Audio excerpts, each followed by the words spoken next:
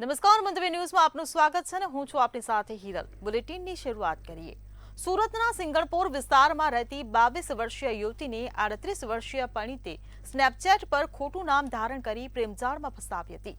1 વર્ષમાં શોષણ કર્યા બાદ પરિણીત હોવાનો ભાંડો ફૂટી જતા ધાકધમકી અને બ્લેકમેલ કરી નાના ભાઈ સાથે બળજબરી પરણાવી દીધી હતી।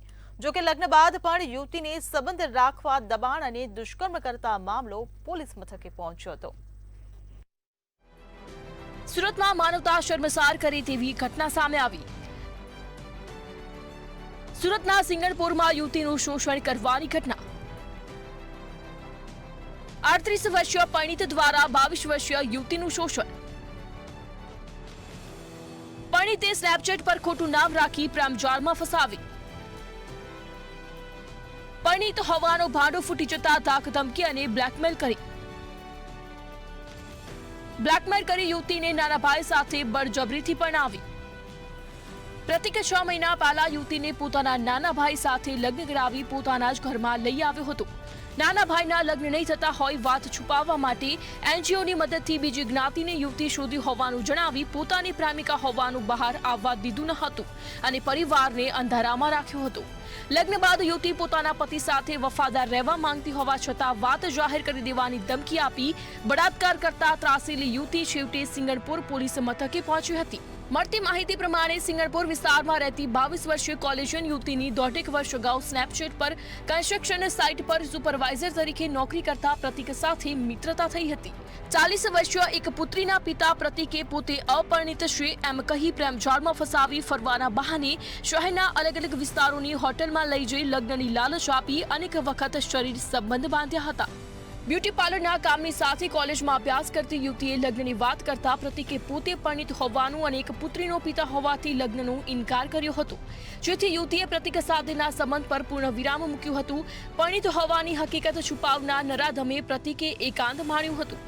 ત્યારના ફોટો ક્લિક કર્યા હતા તે તેના ભાઈ અને પિતાને બતાવવા ઉપરાંત સોશિયલ મીડિયા પર વાયરલ કરવાની ધમકી આપી બદનામ કરવાનું શરૂ કર્યું હતું।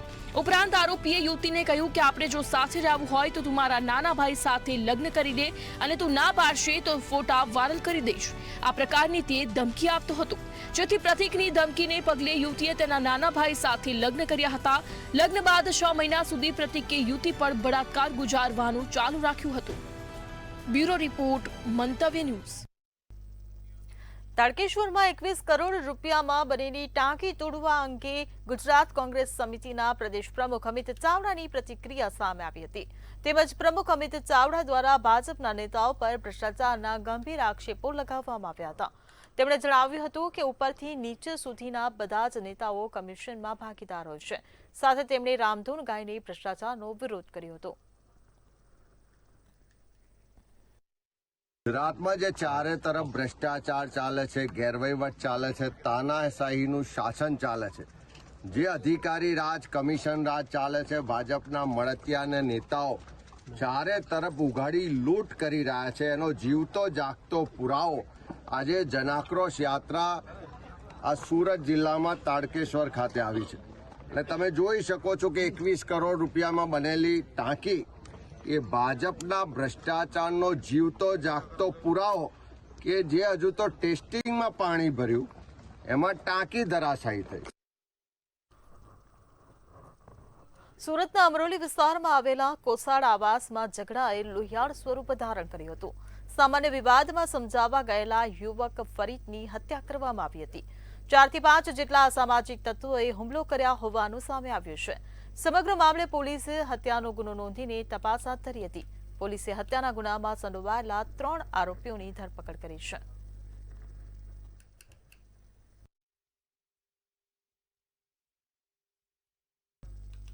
બેંગકોકથી સુરત જતી ફ્લાઇટમાં કરોડોનો ગાંજો ઝડપાયો હતો।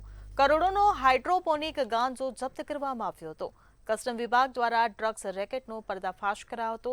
તેમજ 5.75 કિલો ગાંજા સાથે 4 લોકોની ધરપકડ કરવામાં આવી હતી। તપાસના અંતે સીટના કુશન કવર અને પગમાંથી આ ગાંજો ઝડપાયો હતો।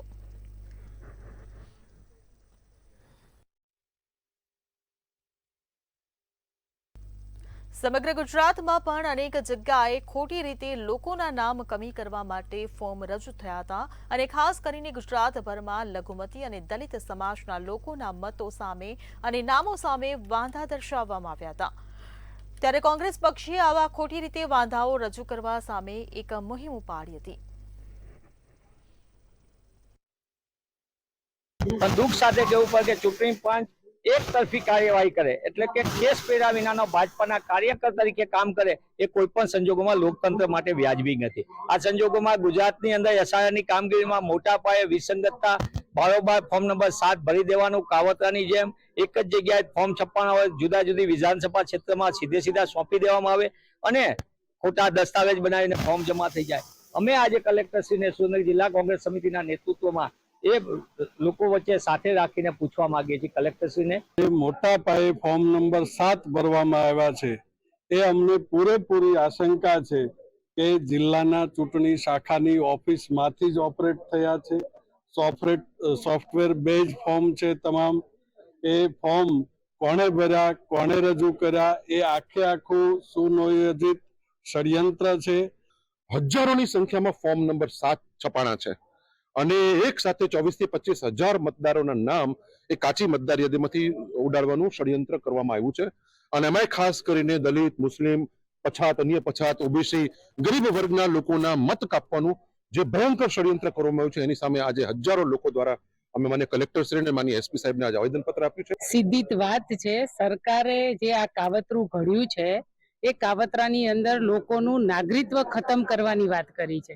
સરકારે જાણી જોઈને કર્યું છે કે અથવા ડરીને કર્યું છે કે આવનારા દિવસોમાં અમારી સરકાર જવાની છે તો એના કાવતરાને લઈ અને સામાન્ય નાગરિક, ગામડાનો છેવાડામાં રહેતો સામાન્ય નાગરિક, એના ફોર્મ રદ કરવાનું કાવતરું કોણે ઘડ્યું છે એ સવાલ પૂછવા આજે સુરેન્દ્રનગરની જિલ્લાની જનતા રોડ પર આવી છે। રાજકોટમાં સ્થાનિક ચૂંટણી પહેલા કોંગ્રેસમાં જૂથવાદ ચરમસીમાએ પહોંચ્યો। કોંગ્રેસના પૂર્વ કોર્પોરેટરે પોસ્ટ કરતા સમગ્ર મામલો બહાર આવ્યો હતો। સાથે કોંગ્રેસના પીઢ નેતાઓ પર કાર્યાલયે ન જતા હોવાનો આરોપ લાગ્યો હતો। ત્યારે કોંગ્રેસમાં ગરમાલ રાજકારણને લઈને મહેશ રાજપૂતની પ્રતિક્રિયા સામે આવી હતી। પરિસ્થિતિ એવી છે કે ખાલી પ્રવીણભાઈ નહીં, અમે પણ બધાએ કીધું છે કે પાર્ટી સારી રીતે ચાલે, પાર્ટીની અંદર કોઈ વિવાદ ન થાય તો આપણે જગ્યા બદલાવી નાખવી જોઈએ। તો જગ્યા બદલાવી જોઈએ, પણ જે કોઈ કારણસર હજી જગ્યા નથી બદલી અને વાત રહી પાર્ટીનું કાર્યાલય બનાવવાની, તો એના માટેની વિશેષ ચર્ચાઓ અમારે થઈ ગઈ છે। એના માટે પાર્ટી લેવલે ફંડથી માંડીને બધી અમારી વ્યવસ્થાઓ ચાલુ છે અને અમારા સૌની સાથે મળીને પૂરી અપેક્ષા છે કે એમાં ઇન્દ્રનીલભાઈ પણ આવી જાય, હું આવી જાઉં, ડોક્ટર વસાવડા આવી જાય। રાજકોટ ચેમ્બર ઓફ કોમર્સે આંતરરાષ્ટ્રીય ફ્લાઇટ શરૂ કરવા અંગે કેન્દ્રીય ગૃહ મંત્રાલયને પત્ર લખ્યો છે। સર્વે થયા બાદ પણ ઇમિગ્રેશન ક્લિયરન્સ ન આવતા ઇન્ટરનેશનલ ફ્લાઇટ શરૂ થઈ શકી નથી। જો કે એરલાઇન્સ કંપની દ્વારા દુબઈ અને બેંકોકની ફ્લાઇટ શરૂ કરવાની તૈયારી દર્શાવવામાં આવી છે। ત્યારે ઇમિગ્રેશન ક્લિયરન્સને આખરી મંજૂરી આપવામાં આવે તેવી માંગ કરવામાં આવી છે। અમે રજૂઆત કરવાથી જ્યારે ઇન્ટરનેશનલ ફ્લાઇટ મળવાના જે પેરામીટર્સ છે એ પેરામીટર્સની અંદર આજે ઇમિગ્રેશન અને કસ્ટમ એ બે મેઇન એના બેઝ છે। તો આજની તારીખે કસ્ટમ ક્લિયરન્સનું એનઓસી પણ આવી ગયું છે અને કસ્ટમ ઓલરેડી ક્લિયર થઈ ગયું છે।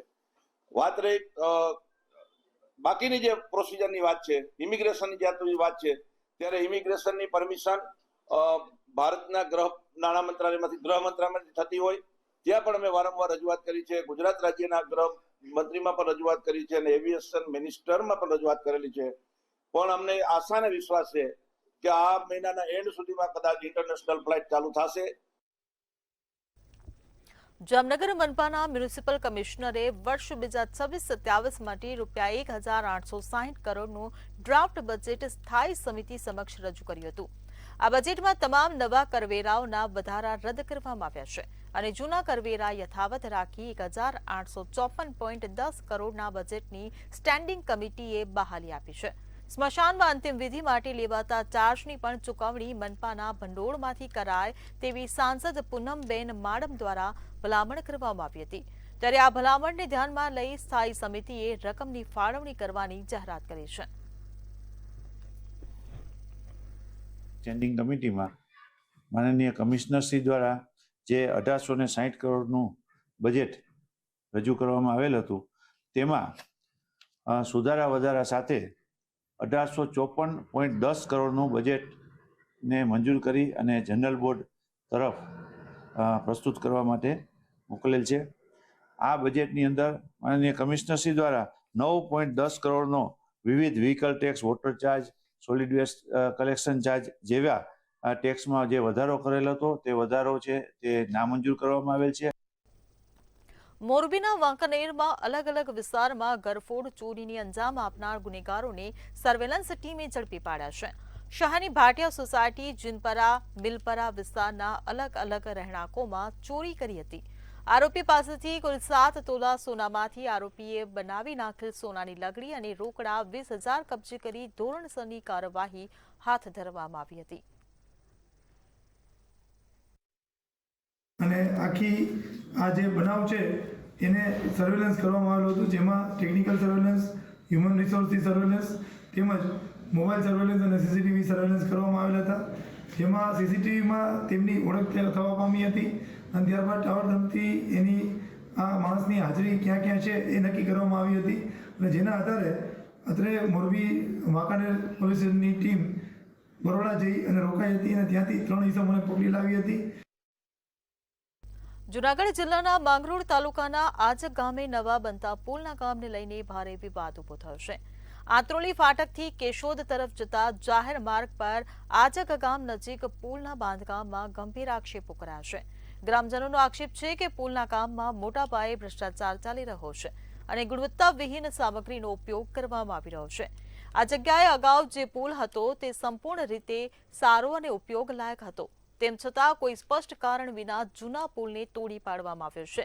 જવાબદાર અધિકારીઓની દેખરેખના અભાવે ઠેકેદારો મનમાની કરી રહ્યા છે, જેના કારણે સરકારી નાણાંનો વ્યર્થ ખર્ચ થવાની ભીતિ છે. આ પુલ વર્ષોથી બનેલો હતો.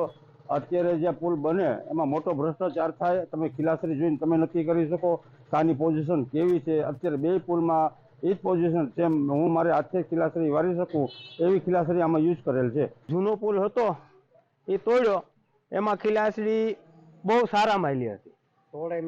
એ 16 થી 18 mm ની ખિલાસરી હતી એમાં. અને અત્યારે જે આમાં જે ખિલાસરી નાખી એ ઘરમાં આપણે મકાનનું બાંધકામ કરીએ એમાં જે લેન્ટરમાં ખિલાસરી વાપરીએ એ ખિલાસરી આ લોકો આમાં પુલમાં નાખી છે. જો આના કરતા જે પેલા પુલ હતું એ આના કરતા મજબૂત હતું.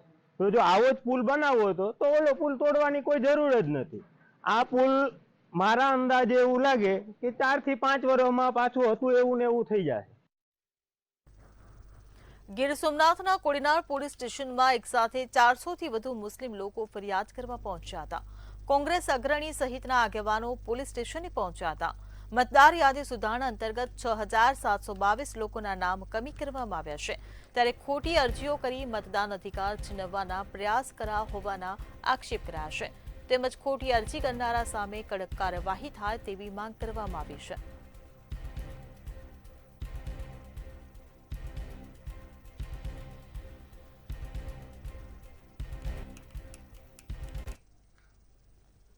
જામનગરમાં રણજીત સાગર રોડ પર ગેરકાયદે જમીન પચાવનાર સામે કાર્યવાહી કરવામાં આવી છે. આ મામલે ભૂમાફિયા જયેશ પટેલના કૌટુંબિક યજ્ઞેશ રાણપરિયા સહિત 6 શખ્સો સામે ફરિયાદ નોંધાઈ હતી. સિટી એ ડિવિઝન પોલીસમાં લેન્ડ ગ્રેબિંગની ફરિયાદ કરવામાં આવી હતી. ત્યારે 8,586 ચોરસ મીટર જમીન પર ગેરકાયદેસર કબજો કરવામાં આવ્યો હતો.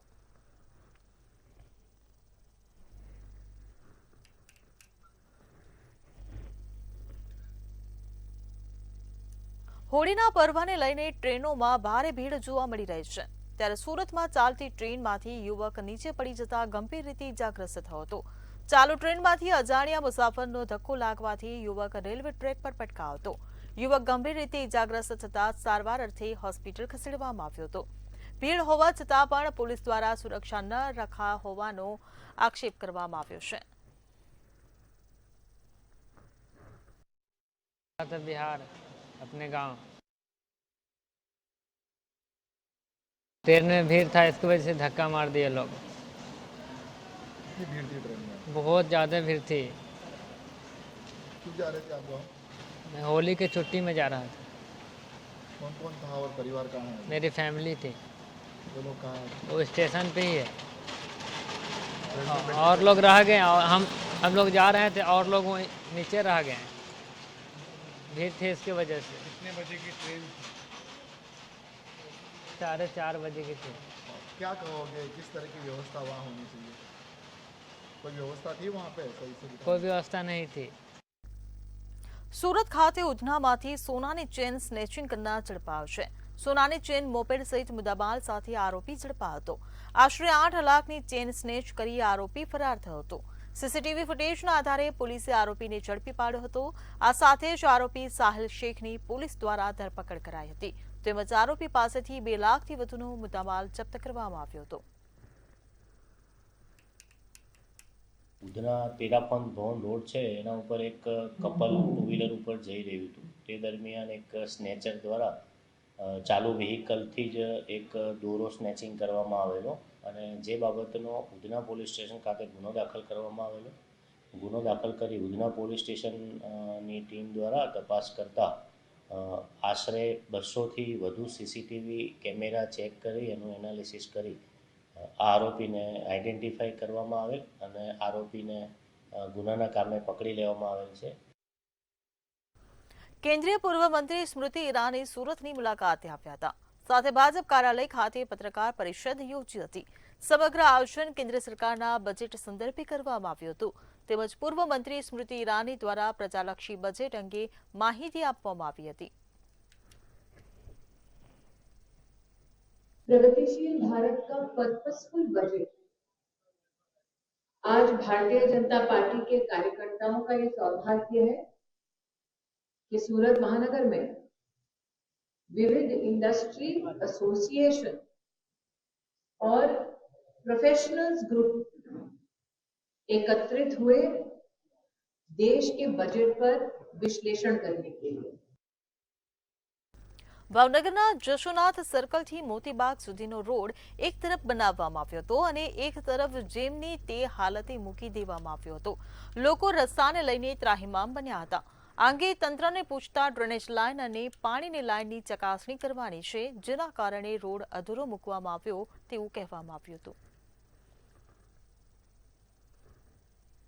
હું સૌથી વધારે અભિનંદન કોઈને દેતો હો તો મંતવ્ય ચેનલને દઉં છું કે તમારા માધ્યમથી ઈ ઝુંબેશ ફક્ત એક દિવસની ઝુંબેશ ચાલી કે મોતીબાગ તળાવથી લઈ અને જશોના સર્કલ સુધીનો જે રોડ એક બાજુનો થઈ ગયેલો, એક બાજુનો રોડ બાકી તો કટ પડતી હતી, લોકોના અકસ્માત થતા હતા।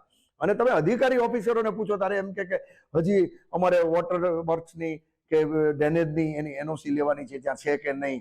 તમને અડધો રોડ ત્યાં ખબર નથી પડતી। ખૂબ દુઃખ સાથે કહેવું પડે કે જશોના સર્કલથી જિલ્લા પંચાયત સુધીનો રોડ એક સાઈડ બનાવવામાં આવ્યો તો એક સાઈડ રોડ બનાવવામાં નહોતો આવ્યો, તેના કારણે અવારનવાર અકસ્માત થતા હતા। ખાસ કરીને વડીલો બુજુર્ગો જે રોડની કટ હતી એ કટના હિસાબે ક્યાંક ને ક્યાંક અકસ્માતો વધતા હતા।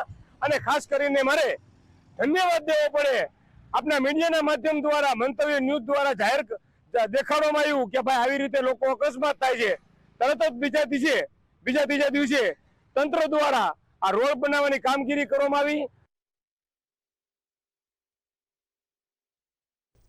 ભાવનગરમાં રખડતા ઢોરનો આતંક સામે આવ્યો છે।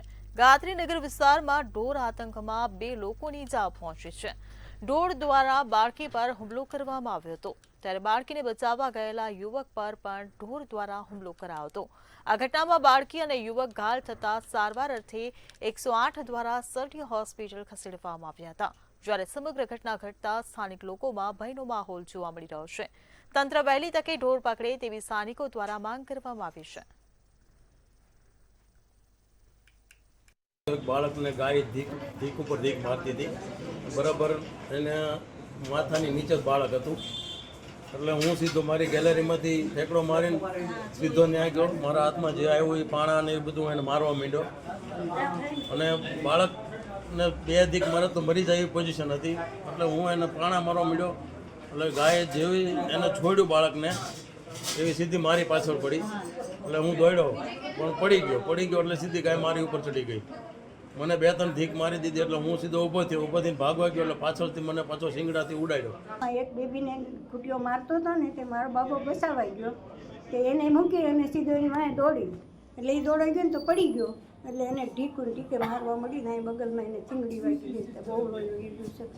આ ઢોરનું કાંક કરો. મારે એકને એક છોકરો એને કાંક થાય તો હું શું કરું ભાઈ?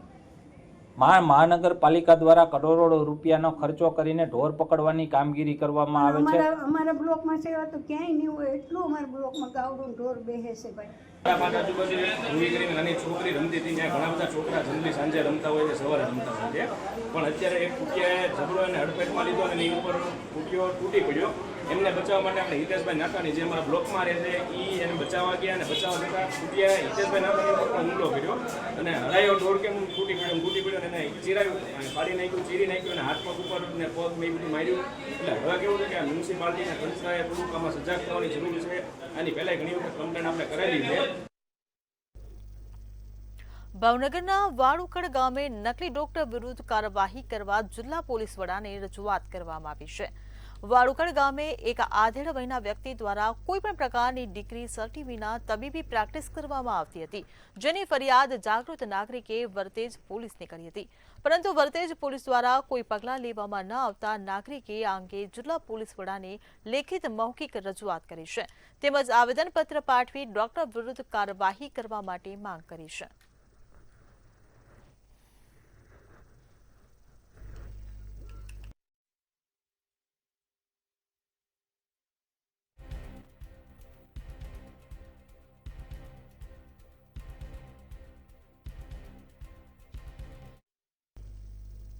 આગામી થોડા દિવસમાં શરૂ થનારી બોર્ડની પરીક્ષાને લઈ વિદ્યાર્થીઓ વાલીઓમાં ચિંતાનો માહોલ જોવા મળી રહ્યો છે. ત્યારે જૂનાગઢના શિક્ષણવિદો દ્વારા આ અંગે મંતવ્ય ન્યૂઝના માધ્યમથી ચિંતામુક્ત વાતાવરણમાં પરીક્ષાની તૈયારી કરવા તેમજ નકારાત્મક વિચારો દૂર રહેવાની સલાહ આપવાની સાથે સાથે આ અંગે મુક્ત મને ચર્ચાઓ પણ કરવામાં આવી હતી.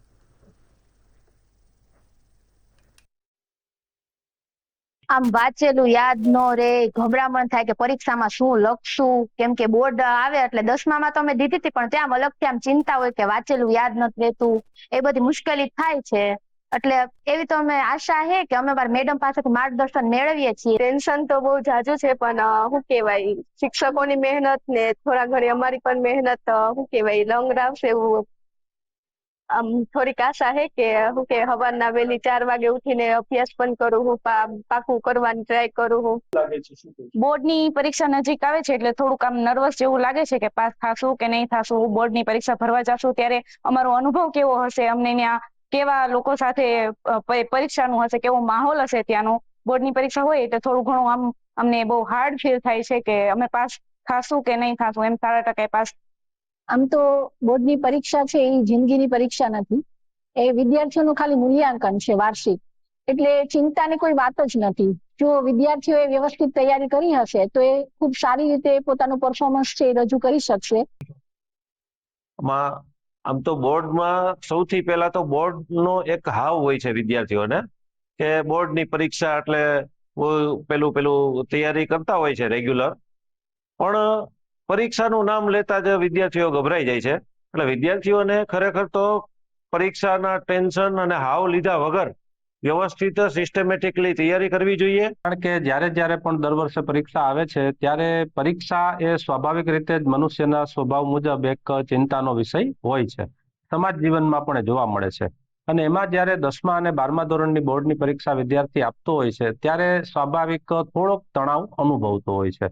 એ તણાવ થોડો હોય ત્યાં સુધી કોઈ પ્રશ્ન. સૌ પ્રથમ પેલા વિદ્યાર્થીઓને કહીશ કે તમે લોકોએ આખા વર્ષ દરમિયાન ખૂબ જ સારી રીતે મહેનત કરી હશે, ઘણી બધી પરીક્ષાઓ શાળા લેવલે તમે આપી હશે અને હવે તમે લોકો જ્યારે બોર્ડની ફાઇનલ પરીક્ષા આપવા માટે જઈ રહ્યા છો ત્યારે, અને હવે તો દિવસો ખૂબ જ ઓછા બાકી છે, ત્યારે વિદ્યાર્થીઓએ કોઈ પણ પ્રકારનું ટેન્શન એ ન રાખવું જોઈએ અને પોતાના મનમાં નકારાત્મક વિચારો એને તિલાંજલિ આપવી. બુલેટિનમાં હાલ બસ આટલું જ. સમાચારોની અપડેટ માટે જોતા રહો મંતવ્ય ન્યૂઝ. નમસ્કાર.